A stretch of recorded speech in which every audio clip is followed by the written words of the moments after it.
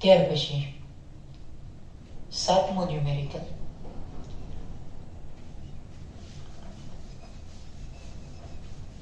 એક ધન વિદ્યુત ભારિત અને બીજો ઋણ વિદ્યુત ભારિત સમાન ગોળાઓને એકબીજાથી 0.5 મીટર અંતરે રાખતા તેમની વચ્ચે 0.108 ન્યૂટન જેટલો આકર્ષી બળ લાગે છે. આકર્ષી બળ શું કામ? કારણ કે એક વિદ્યુત બળ ધન આપ્યો, બીજો વિદ્યુત બળ કેવો આપ્યો?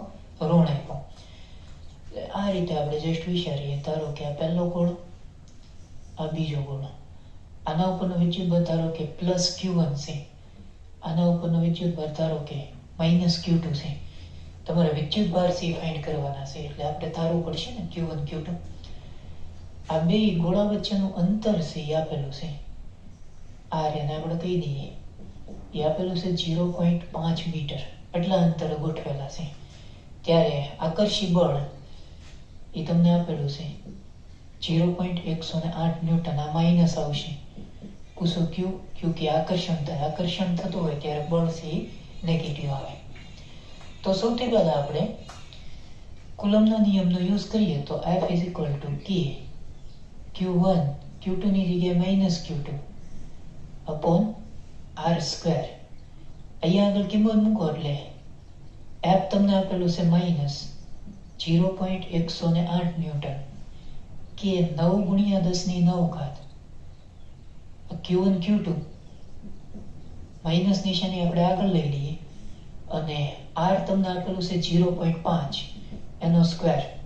આ તો માઇનસ માઇનસ પ્લસ થશે. અહીંથી Q1 Q2 છે અને તમે સબ્જેક્ટ બનાવો એટલે Q1 Q2 આવશે 0.108 ગુણ્યા 0.5 નો વર્ગ કરશો એટલે કેટલો આવે? 0.25. એગ્રી. અને 9 × 10⁹ આના છેદમાં, એટલે 9 × 10⁹ આમ થશે. હવે આનું તમારે સાદું રૂપ આપવું પડશે અને Q1 Q2 છે એ તમારે સૌથી પહેલા મેળવવા પડશે. એ તમને મળશે 3 × 10⁻12. Q1 Q2 છે એ તમને મળશે 3 × 10⁻12. Q1 Q2 છે એટલે કુલમ સ્ક્વેર આવે, બરોબર? તો પહેલો આઈડિયા ક્લિયર છે. આપણે Q1 Q2 મેળવવાના છે. આ તો ગુણાકાર આપણને મળ્યો ને નોર્મલી. પછી શું કીધું?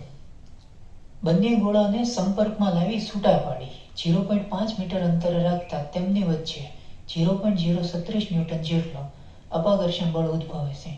આ ગોળા ઉપર પ્રારંભમાં વિદ્યુત બળ કેટલો હશે? હવે આ બે ગોળાઓને એકબીજાના સંપર્કમાં લાવો. આની આપણે વાત થઈ ગઈ ભાઈ. માની લો કે આ બે ગોળાઓને એકબીજાના સંપર્કમાં તમે લાવશો આ રીતે, તો કુલ વિદ્યુત બળ કેટલો થશે? આના ઉપર Q1 છે, આના ઉપર -Q2 છે, તો ટોટલ ચાર્જ એ Q1 Q2 થાય. ડન. સંપર્કમાં લાવી અને છૂટા પાડશો એટલે બે ગોળા ઉપર વિદ્યુત બળ છે એ અડધો અડધો વિતરિત થશે. ટોટલ Q1 Q2 છે એટલે આના ઉપર કેટલો આવે? Q1 Q2 / 2. આના ઉપર Q1 Q2 / 2. પછી આ બે ગોળાઓ વચ્ચેનું અંતર એ ફિક્સ રાખેલું છે 0.5 મીટર. ત્યારે બળ છે એ 0.036 ન્યૂટન જેટલું અપાકર્ષી લાગે. પછી તો આના ઉપરના વિદ્યુત બળો સજાતીય થશે સંપર્કમાં લાવ્યા પછી, બરોબર? સજાતીય હોય તો એમની વચ્ચે અપાકર્ષણ થશે. અગેન તમે આ સૂત્રની અંદર કિંમત મૂકો. એમાં F 0.036 ન્યૂટન છે એટલે F ની જગ્યાએ 0.036 ન્યૂટન અપાકર્ષી છે એટલે બળ પ્લસ આવશે. પછી K એટલે 9 × 10⁹.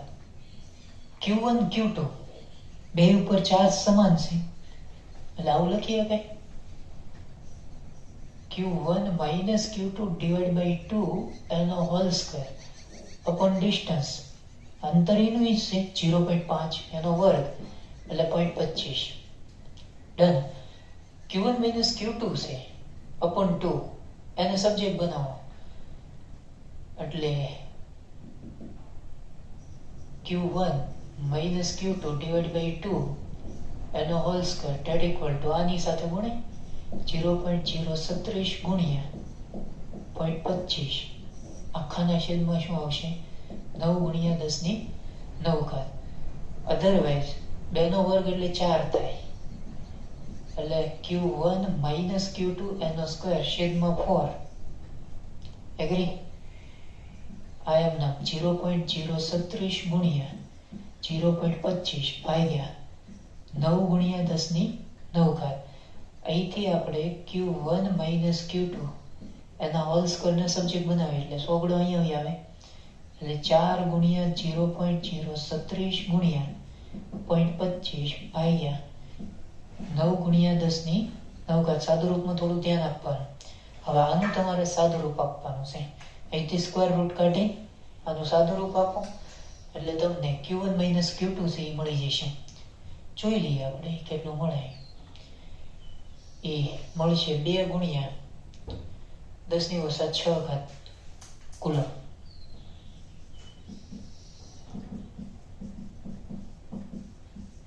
આ તમને Q1 માઇનસ Q2 મળ્યો. રેડી?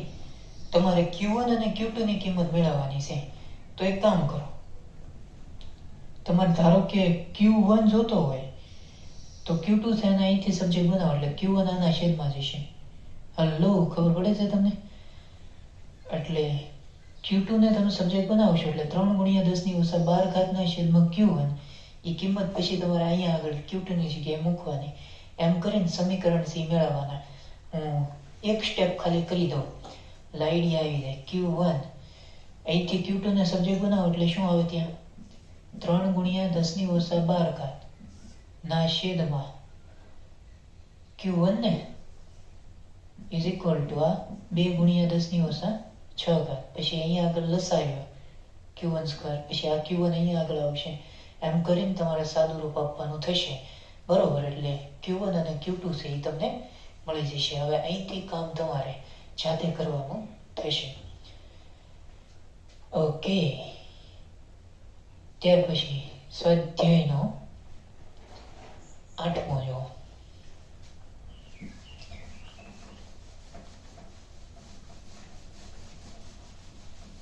થોડીક ગણતરી છે એ ન્યુમેરિકલમાં લેન્ધી છે એટલે પ્રેક્ટિસ થાય, એટલે થોડું ધ્યાન આપી અને સમજી વિચારીને કરવાનું થશે. બરોબર? 8મો ન્યુમેરિકલ જો, એમાં કહી દીધું કે ધાતુના એક વિદ્યુત ભારિત ગોળા એને નાયલોનના દોરા વડે લટકાવેલ છે. એટલે આપણે જસ્ટ એવું વિચારીએ કે આ કોઈ એક દ્રઢ આધાર, આ નાયલોનનો દોરો, અને અહીંયા આગળ ધારો કે ગોળો A છે. વિદ્યુત ભારિત ગોળો છે એટલે આના ઉપરનો વિદ્યુત ભાર આપણે ધારી લઈએ, ધારો કે Q. ધાતુના બીજા વિદ્યુત ભારિત ગોળા B ને ગોળા A ની નજીક D અંતરે લાવતા તેમની વચ્ચે F જેટલું અપાઘર્ષી બળ લાગે. અમુક અંતરે કોઈ બીજો ગોળો છે એને લટકાવવામાં આવે, ધારો કે આ B. એગ્રી? વિદ્યુત ભારિત ગોળો છે, ધારો કે આના ઉપરનો વિદ્યુત ભાર છે આપણે લઈ લઈએ સ્મોલ q, અને આ બે ગોળા વચ્ચેનું અંતર ધારો કે સ્મોલ d. ત્યારે બળ આપી દીધું તમને F. કુલમનો નિયમ એટલે શું આવે? kq²/d².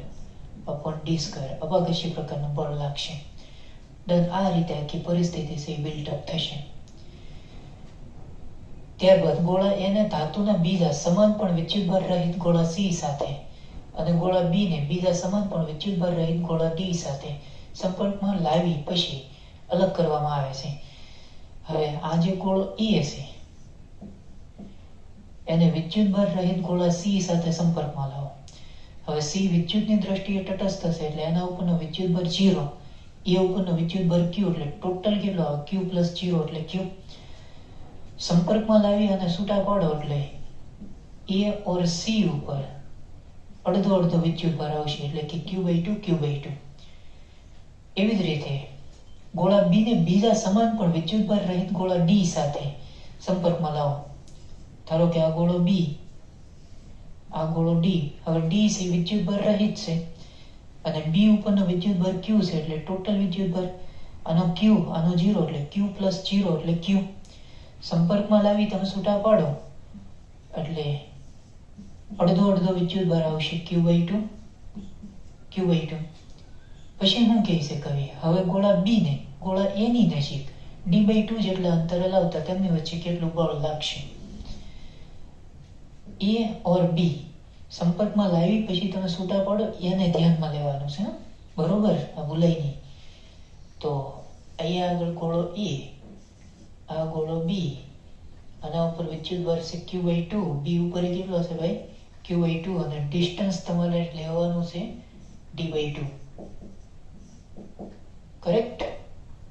તો હવે બળ કેટલો આવશે, અને F' કહીએ તો કે આ બે ઉપર વિદ્યુત બળ સમાન છે એટલે kq² अपॉन r² और r² कितना आएगा d²/4. हल्लो, q² ની જગ્યાએ q/2 એટલે q²/4 અને d² એટલે d/2 નો વર્ગ એટલે d²/4, 4 કેન્સલ. તો f' કેટલો આવશે kq² अपॉन d² और kq² अपॉन d² हमें कितना मिलेगा f. तो ये सही आंसर है, f' is equal to f हो जाएगा. बरोबर. ત્યાર પછીનો 9મો ન્યુમેરિકલ જો, હાઇડ્રોજન પરમાણુમાં પ્રોટોનની આજુબાજુ ભ્રમણ કરતા ઇલેક્ટ્રોનના ભ્રમણાક્ષની ત્રિજ્યા 0.53 એંગસ્ટ્રોમ છે. તો ઇલેક્ટ્રોનનો ત્રિજ્યાવર્તી પ્રવેગ અને તેનો કોણીય વેગ શોધો. હવે પ્રોટોનની ફરતે ઇલેક્ટ્રોન છે રોટેશન કરે છે એવું કવિ કહે છે, અને હાઇડ્રોજન પરમાણુ છે એટલે એમાં એક પ્રોટોન હોય એક ઇલેક્ટ્રોન હોય, બીજું તો શું હોય, આ ન્યુક્લિયસ કહેવાય. તો અહીંયા આગળ પ્રોટોન અને એની ફરતે ધારો કે આ રીતે ઇલેક્ટ્રોન છે રોટેશન કરે. અહીંયા આગળ આપણે ઇલેક્ટ્રોન લઈ લઈએ, ડન. ઇલેક્ટ્રોન અને પ્રોટોન વચ્ચેનું ડિસ્ટન્સ ધારી લ્યો, ધારો કે r જે તમને આપેલું છે 0.53 એંગસ્ટ્રોમ. હવે કોઈ વસ્તુ ફરતી હોય ત્યારે કેન્દ્ર તરફ એક બળ લાગતું હોય, એ થશે કેન્દ્રગામી બળ, અને બીજું અહીંયા આગળ પ્રોટોન અને ઇલેક્ટ્રોન છે એટલે વિદ્યુતીય બળ આવશે.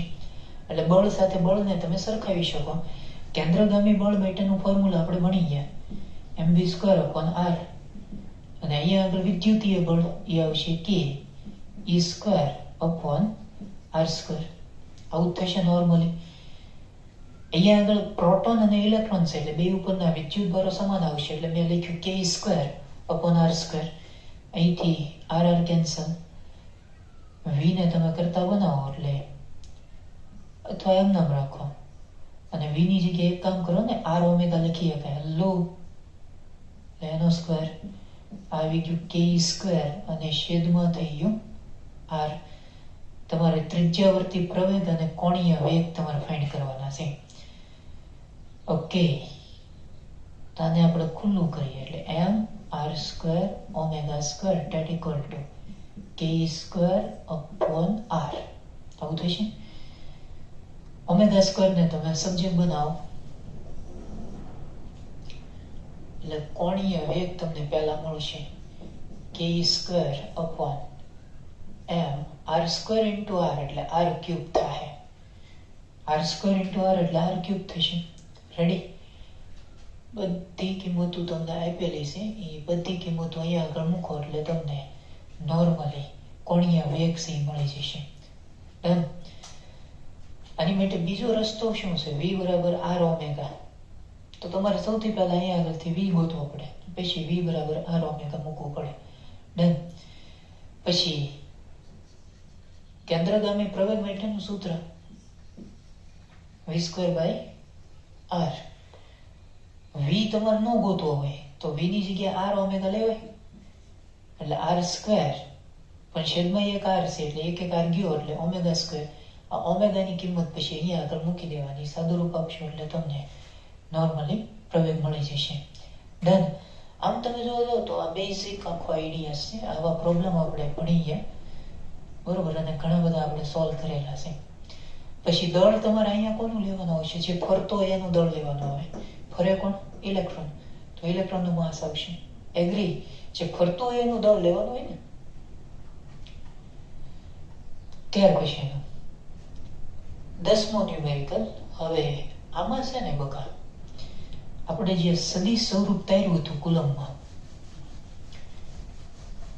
એ રીતે આપણે મેળવીએ.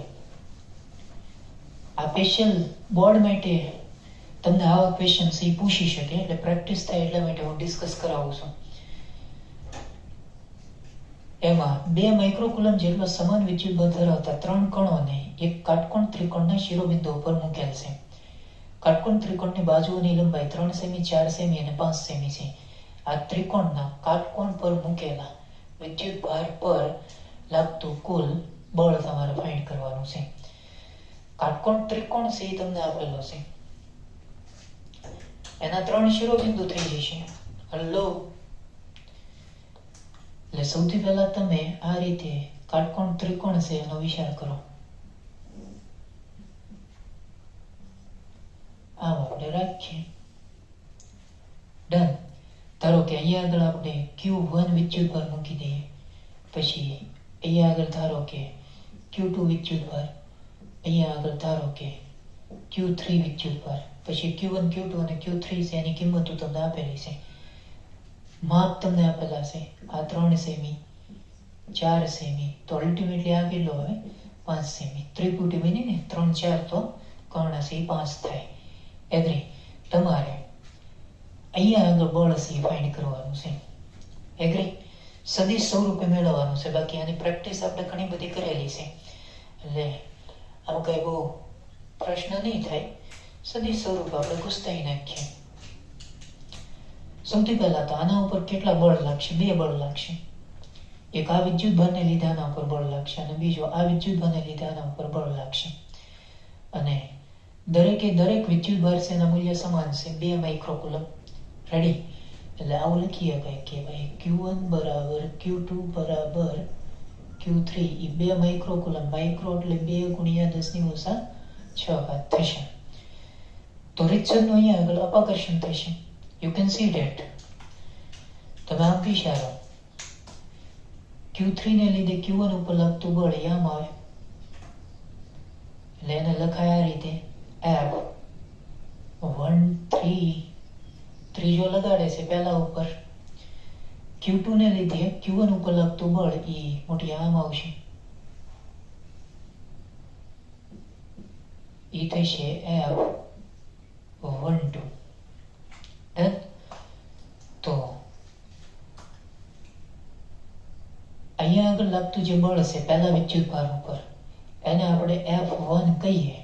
તો F1 ઇઝ ઇક્વલ ટુ શું લખાય છે? F12 plus F13. આ બેનો સરવાળો સદિશ સ્વરૂપમાં સંપર્કપણાનો સિદ્ધાંત. હવે અહીંયા આગળ તમારે ઓલું સદિશનું સૂત્ર યુઝ કરવું પડશે. એટલે F1 that equal to F12 એટલે K Q1 Q2 upon અહીંયા આગળ શું આવે? સદિશ R1 માઇનસ સદિશ R2 એનો ક્યુબ ઇન્ટુ સદિશ R1 માઇનસ સદિશ R2 પ્લસ F13 એટલે શું લખાશે? K Q1 Q3 upon માનકમાં R1 minus R3 એનો ક્યુબ ઇન્ટુ સદિશ R1 માઇનસ સદિશ R3. આ રીતે કરવું પડે, બરોબર? આમાં Q1 Q2 અને Q3 એના માપ તો સમાન આપ્યા, તો Q1 બરાબર Q2 બરાબર Q3 બરાબર Q લઈ લ્યો, અને પછી જેટલું કોમન નીકળતું એટલું કાઢી નાખીએ આપણે. તો ultimately F1 that equal to અહીંથી KQ સ્ક્વેર બારો, એટલે સ્ટેપ ઓછા થાય એમ. બીજું તો શું આપણે કરીએ કે અહીંયા R1 માઇનસ R2 છેદમાં માનકમાં શું આવશે? R1 માइनस R2 एनो क्यूब प्लस यहाँ पे क्या आएगा? R1 माइनस R3 અને છેદમાં માનકમાં R1 માઇનસ R3 એનો ક્યુબ એટલું રહેશે. ડન. હવે તમારે R1 minus R2 C find કરવાનું થશે. હવે તમારે સદિશ R1 માઇનસ સદિશ R2 એ પહેલા ફાઇન્ડ કરવું પડશે, પછી એનું મૂલ્ય ફાઇન્ડ કરવું પડશે. એવી જ રીતે સદિશ R1 માઇનસ સદિશ R3 એ પણ તમારે ફાઇન્ડ કરવું પડશે, પછી એનું મૂલ્ય તમારે ફાઇન્ડ કરવું પડશે. તો આ સંદર્ભ બિંદુ Q3 ને લીધે Q1 પર લાગતું બળ એમાં ડિસ્ટન્સ આ આવે જે તમને ઓલરેડી આપેલું જ છે, એ છે 3 સેન્ટીમીટર. એવી જ રીતે Q2 ને લીધે Q1 ઉપર લાગતું બળ એ આમ આવે છે. એ ડિસ્ટન્સ આ બે વિદ્યુતભારો વચ્ચેનું ડિસ્ટન્સ તો આપેલું જ છે 4 સેમી. એગ્રી. એટલે F12 માં જે સદિશ R1 માઇનસ સદિશ R2 આવે એ તમારે લેવાનું થશે 4 સેમી. એનું મૂલ્ય એનું જ આવશે એટલે અહીંયા આગળ 4 નો ક્યુબ આવે. ડન. પછી R1 માઇનસ R3 એ આ થશે. એગ્રી. એ ડિસ્ટન્સ કેટલું છે 3 સેમી, એનું મૂલ્ય એનું જ આવે એટલે 3 નો ક્યુબ કરવો પડશે. એમ કરીને તમારે સાદુરૂપ છે એ આપવાનું થશે. આમાં જો આમ હળંગ તમારે ન લેવું હોય તો મટીરિયલની અંદર જે મેથડ આપી એ રીતે તમારે જવું હોય તો એ રીતે કરી શકાય છે. પહેલા તમે F12 ફાઇન્ડ કરી નાખો. એ થશે કે Q1 Q2 upon R square into એકમ સદિશ R. R ક્યુબના ફોર્મેટમાં આપણે લખીએ તો અહીંયા આગળ સદિશ R થઈ જશે અને બળ આમ લાગે છે એટલે માઇનસ J કેરેટ થાય. રેડી.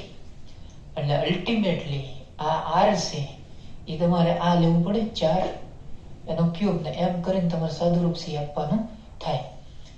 પછી F13 તમારે ફાઇન્ડ કરવું હોય તો K Q1 Q3 upon R cube અને અહીંયા આગળ આવશે સદિશ R અને 13 નીચે તરફ છે.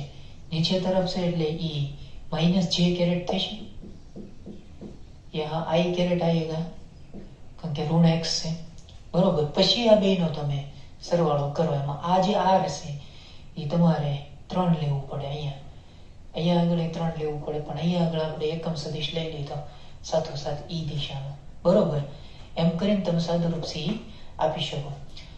આમાં બીજી એક અગત્યની બાબત એ છે જો સદિશ સ્વરૂપે પૂછે તો આ રીતે તમારે જવું પડે, નહીતર તો આપણી પાસે મેથડ છે ભાઈ. તમારે શું કરવું પડે, ઘરની બે બાજુ લઈ લ્યો. ડન. અને પરિણામી આપણને આ રીતે મળશે. એ તમને મળશે F1 અને આ બે બળો વચ્ચેનો એંગલ કેટલાનો છે 90. પછી તો ઓલું સૂત્ર છે જ આપણી આગળ. એ સૂત્ર છે સદિશ F1 is equal to under રૂટમાં F12 નો સ્ક્વેર પ્લસ F13 નો સ્क्वायर प्लस 2 F13 और cos 90. cos 90 कितना मिलेगा 0. ये पद कितना आएगा 0 और F1 डेट इक्वल टू यहाँ पे आएगा F12 square plus F13 square. 1213 ની કિંમત અહીંયા આગળ મૂકો, સાદુરૂપ આપશો એટલે તમને આન્સર સી મળી જશે બરોબર. અહીંથી કામ તમને જાતે આવડશે કેમ કે હવે તો સ્ટેપ ખાલી મારે સ્ટેપ જ કરાવવાના હોય ને, પછી તો કિંમતો મૂકતા તમને આવડવું જોઈએ. ડન. આ બે મેથડો તમારે ગણવાની થશે. સેમ એક બીજો ન્યુમેરિકલ આપેલો છે, જોઈએ આપણે 11મો. પ્રેક્ટિસ થાય એટલા માટે હું કરાવું છું. એમાં 0.5 માઇક્રોકુલમ, પછી માઇનસ 0.25 માઇક્રોકુલમ અને 0.1 માઇક્રોકુલમ જેટલા વિદ્યુતભાર ધરાવતા 3 કણોને એક સમબાજુ ત્રિકોણ ABC ના શિરોબિંદુઓ અનુક્રમે A, B અને C પર મૂકેલા છે. ત્રિકોણની બાજુની લંબાઈ 5 સેમી છે. તો C પર રહેલા વિદ્યુતભાર પર લાગતું પરિણામી બળ તમારે ફાઇન્ડ કરવાનું છે. આમ આઈડિયા બહુ સિમ્પલ છે પણ ગણતરીની દ્રષ્ટિએ થોડોક લેન્ધી થશે. હું તમને આની મેથડ શીખવાડી દઉં એટલે આઈડિયા છે એ ક્લિયર થાય. બીજું તો આપણે શું કરી શકીએ, સમબાજુ ત્રિકોણ છે એ તમને આપેલો છે. XY સમતલ આપણે લઈ લઈએ. સૌથી પહેલા x અક્ષ, y અક્ષ, આ રીતે આપણે કોઈ સમબાજુ ત્રિકોણ છે એનો વિચાર કરીએ. આ શિરોબિંદુ ધારો કે E, આ ધારો કે B અને આને આપણે કહી દઈએ C. ડન. અહીંયા આગળ જે વિદ્યુત ભાર છે એ છે Q1 ધારો કે આના ઉપરનો વિદ્યુત ભાર ધારો કે Q2, પછી આના ઉપરનો વિદ્યુત ભાર છે ધારો કે Q3. ડન. પછી સાઈડ લાઈન તમને આપેલી છે 5 સેમી, એટલે 5 ગુણ્યા 10⁻²² મીટર થશે. એગ્રી? Q1 0.5 માઇક્રોકુલમ, પછી Q2 -0.25 માઇક્રોકુલમ અને Q3 એ લેવાનું છે 0.1 માઇક્રોકુલમ. એટલે નોર્મલી Q1 બરાબર 0.5 માઇક્રો એટલે 10⁻6 કુલમ, Q2 -0.25 માઇક્રો એટલે 10⁻6 કુલમ અને Q3 એ અહીંયા આગળ આપણે લખીએ 0.1 માઇક્રો એટલે 10⁻6 કુલમ. સમબાજુ ત્રિકોણ છે એટલે આ એંગલ છે 60 નો ક્રિએટ થશે. આ પણ 60, આ પણ 60. સદિશ સ્વરૂપે આપણે મેળવવાનું છે, બરોબર. કેની કિંમત ને બધું તમને આપેલું છે. તો આઈડિયા બહુ સિમ્પલ છે. શું કરશો તમે? અહીંયા આગળ સી ઉપર રહેલા વિદ્યુત ભાર ઉપર લાગતું બળ તમારે ફાઇન્ડ કરવાનું છે, એટલે કે 0.1 માઇક્રોકુલમ ઉપર લાગતું બળ. તો લખાય કઈ રીતે? અને FC ઇઝ ઇક્વલ ટુ આના ઉપર બે વિદ્યુત ભારો બળ લગાડશે. એ ઉપર રહેલો વિદ્યુત ભાર અને બી ઉપર રહેલો વિદ્યુત ભાર આના ઉપર બળ લગાડશે. માની લો કે Q1 ને લીધે આના ઉપર લાગતું બળ એ અપાકર્ષી પ્રકારનું હશે, એટલે આમ આવશે. સદિશ સ્વરૂપે આપણે લઈએ તો આમ લખાય FCA, અને બી ઉપર રહેલો વિદ્યુત ભાર સી ઉપર બળ લગાડશે આકર્ષી પ્રકારનું, કારણ કે આ નેગેટિવ છે, આ પ્લસ છે, એટલે એ આવશે FCB. એગ્રી? આંકડાકીય માહિતી લેવી હોય તો આ ત્રીજો વિદ્યુત ભાર છે, એટલે અહીંયા 3 લઈ ગયો, અહીંયા આગળ 3.1, અહીંયા આગળ 3.2. હવે આપણે ઓલું સૂત્ર વાપરો, સદિશ સ્વરૂપ વાળું. ખ્યાલ છે તમને? હમણાં જ અહીંયા લપ કર્યું હતું ને આપણે. F3 ઇઝ ઇક્વલ ટુ 3.1 એટલે K Q1 Q3 upon R3 minus R1 એનો cube into R3 minus R1 plus F32 એટલે K Q2 Q3 આમાં આવશે R3 માઇનસ R2 એનો cube into R3 minus R2. Ready? Common નીકળે એટલું પછી કાઢી લેવાનું. હવે સૌથી પહેલા R3 માઇનસ R1 ફાઇન્ડ કરવું પડશે, પછી એનું મૂલ્ય શોધવું પડશે, ત્યાર પછી R3 માઇનસ R2 તમારે ફાઇન્ડ કરવું પડશે, પછી એનું મૂલ્ય તમારે ફાઇન્ડ કરવું પડશે. અહીંયા આગળ સમબાજુ ત્રિકોણ છે, એની સાઈડ લાઈન તમને આપેલી છે 5 ગુણ્યા 10⁻². તો અહીંયા આગળ તમે વિચારો એ શિરોબિંદુ માટે, તો આનો એક્સિયમ 0, વાયમ 0, એટલે R1 છે મોટિયા એ અહીંયા આગળ શું આવશે? 0,0. આ તમને મળશે R1. હું અહીંયા આગળ અલગથી લખતો જાઉં, R1 0,0 થશે. ડન. આ બધું મીટરમાં આપણે લઈએ. પછી બીજો વિદ્યુત ભાર અહીંયા આગળ છે ઓલરેડી એક્સ અક્ષ ઉપર, અને અહીંથી કેટલા ડિસ્ટન્સ છે? 5 ગુણ્યા 10⁻²² મીટર. એક્સ અક્ષ ઉપર છે, વાયમ એનો 0 થશે, એટલે આનો જે યામ આવશે એ 5 ક્રોસ 10⁻² મીટર, 0. વાયમ 0 ઓલરેડી એક્સ અક્ષ ઉપર છે, એટલે R2 છે એ 5 ક્રોસ 10⁻²,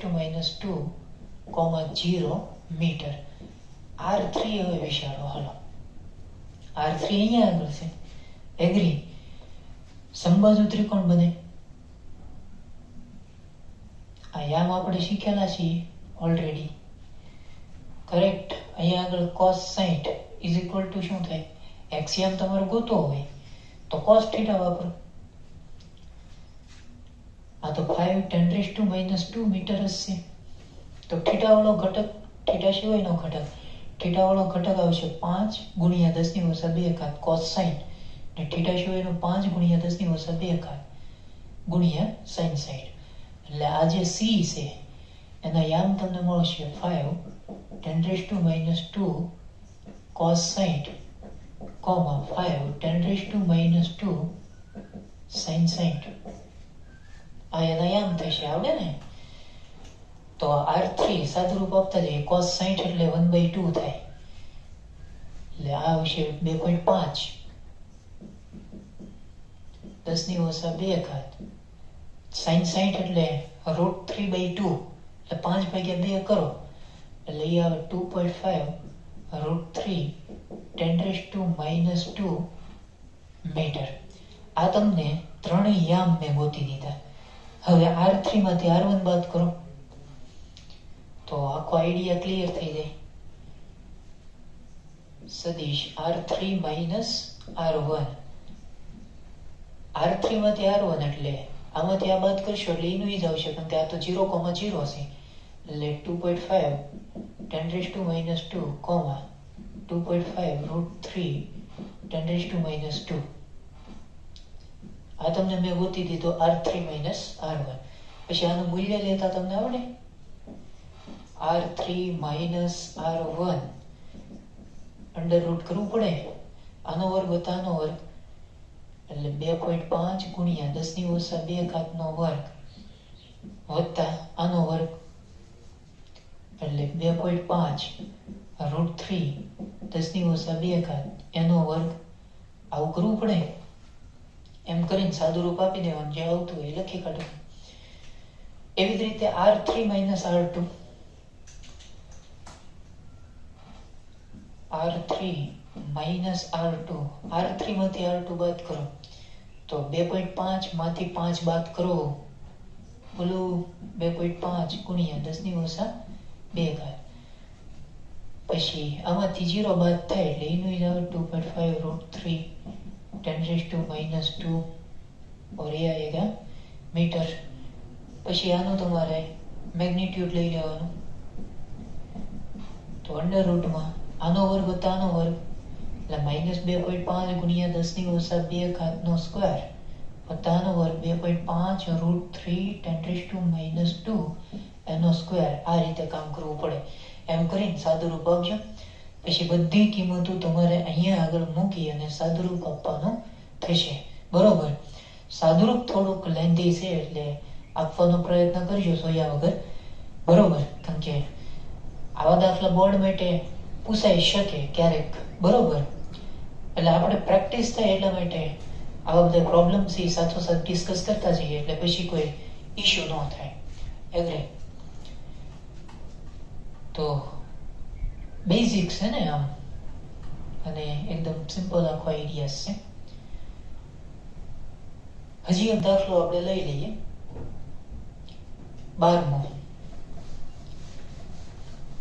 સમબાજુ ત્રિકોણના શિરોબિંદુઓ પર સમાન વિદ્યુતભાર સ્મોલ q ધરાવતા 3 કણો રહેલા છે. આ ત્રિકોણના મધ્ય કેન્દ્ર પર 2q જેટલો વિદ્યુતભાર મૂકવામાં આવે તો તેના પર લાગતું પરિણામી બળ ગણો. મધ્ય કેન્દ્રથી શિરોબિંદુ વચ્ચેનું અંતર 1 મીટર છે. ચાલો જોઈને જ ખબર પડવી જોઈએ. આનો આન્સર C0 આવશે, કારણ કે આની આપણે પ્રેક્ટિસ કરી ગયા. સમબાજુ ત્રિકોણ કહી દીધું ભાઈ, એટલે આ રીતે આપણે કોઈ સમબાજુ ત્રિકોણ છે એનો વિચાર કરીએ. દરેક શિરોબિંદુ ઉપર q જેટલો વિદ્યુતભાર છે, એટલે અહીંયા આગળ q, यहाँ पे q, यहाँ पे q. एग्री? केंद्र ऊपर 2q જેટલો વિદ્યુતભાર છે. यहाँ સમબાજુ ત્રિકોણ છે એટલે આ એંગલ 60 નો થાય. તો સૌથી પહેલા બી ઉપર રહેલા વિદ્યુતભારને લીધે આના ઉપર લાગતું બળ ફાઇન્ડ કરી નાખો. આને આપણે O કહીએ તો બળ C અપાકર્ષી પ્રકારનું આવશે. એટલે અહીંથી આ રીતે લાઈન ડ્રો કરવાની અને આમ બતાવી દેવાનું. આ આવશે F OB is equal two F જ થશે, કારણ કે શિરોબિંદુથી કેન્દ્ર સુધીનું અંતર 1 મીટર આપેલું છે. સી ઉપર રહેલા વિદ્યુતભારને લીધે કેન્દ્ર ઉપર રહેલા વિદ્યુતભાર ઉપર લાગતું બળ, એટલે એક્શન આમ બતાવવાની, પછી આમ બતાવી દેવાનું. આ શું આવશે? FOC. પણ F જ આવશે, કારણ કે આ ડિસ્ટન્સ બદલાતું નથી. સબાસર તમે બનાવશો એટલે આનું પરિણામી તમને એક્ઝેક્ટ ઉપરની દિશામાં મળશે.